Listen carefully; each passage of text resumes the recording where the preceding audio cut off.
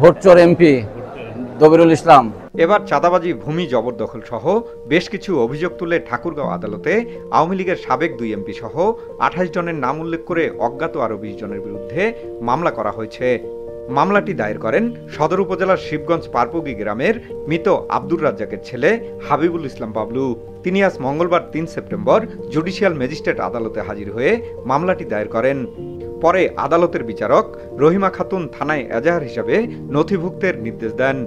মামলার অভিযোগ থেকে জানা গেছে, আসামিরা হল ঠাকুরগাঁও 2 আসনের আওয়ামী লীগের 7 বারের সাবেক এমপি দবিরুল ইসলাম, তার ছেলে সাবেক এমপি মাজারুল ইসলাম সুজন, তার আরেক ছেলে আওয়ামী লীগ নেতা মমিরুল ইসলাম সুমন, বালিয়াডাঙ্গি উপজেলা পরিষদের সাবেক চেয়ারম্যান শফিকুল ইসলাম, আমজানখোর ইউনিয়নের চেয়ারম্যান আকালুডোঙ্গা, একই উপজেলা তাঁতি লীগের সভাপতি সাদিকুল ইসলাম, উপজেলা আওয়ামী লীগের আরেক নেতা কামরুজ্জামান শামীম, স্বেচ্ছাসেবক লীগের সভাপতি মমিনুল ইসলাম ভাসানী, উপজেলা আওয়ামী লীগের সহসভাপতি জুলফিকার আলী, পারিয়া ইউনিয়নের চেয়ারম্যান ফজলে রাব্বি রুবেল সহ এ মামলায় অজ্ঞাত আরও 20 জনকে আসামি করা হয়েছে।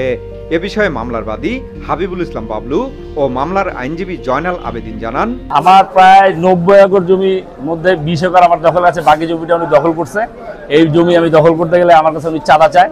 আর এটা তো বাংলাদেশ তো 5 আগস্ট স্বাধীন হইলেও বালিয়াডাঙ্গি এখনো স্বাধীন হয়নি। বালিয়াডাঙ্গির লোকজন এখনো নিপীড়িত, কোনো লোক মুখ খুলতে সাহস পায় না। আমি প্রথম মামলা করলাম, যেহেতু এটা এজাহারে গণ্য হয়েছে, আমরা আশা করি আমরা ন্যায় বিচার পাবো এবং আমি আশা করব যারা ওই এলাকায় নিপীড়িত অত্যাচারিত তারা যাতে সবাই আইনের রাষ্ট্র নেয়। এনার সমস্ত সম্পত্তিগুলো প্রায় 70 একর সম্পত্তি জবরদখল করে নিয়ে রেখেছে। আমাদের নামে খাজনা আছে, খারিজ আছে এবং আমরা ওইটা দখল করতে গেলে সে 10 কোটি টাকা চাঁদা চায়। এই চাঁদার মামলা আজকে আমরা করলাম। এই লানেট কোর্ট, বিজ্ঞ আদালত সন্তুষ্ট হয়ে এজাহার হিসেবে গণ্য করে মামলাটা সঠিক তদন্তের জন্য এজাহার হিসেবে গণ্য করার আদেশ দিয়েছে। আমরা আদালতের প্রতি সন্তুষ্ট।